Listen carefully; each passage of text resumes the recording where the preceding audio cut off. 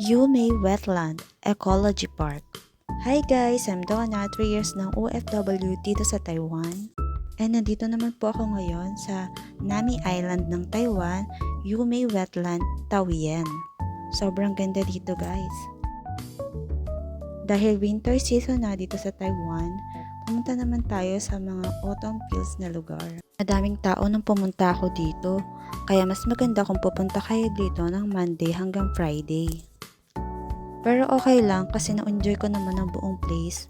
Bali, 11 degrees that time, sobrang lamig. Lakad-lakad nga lang pala ako dyan at nilibot ko ang buong place kasi matagal-tagal ulit akong nakakagala. Recommend naman kayo ng magagandang places dito sa Taiwan. And lastly, nagpa-picture nga pala ako dyan para may remembrance ulit ako. Yun lang.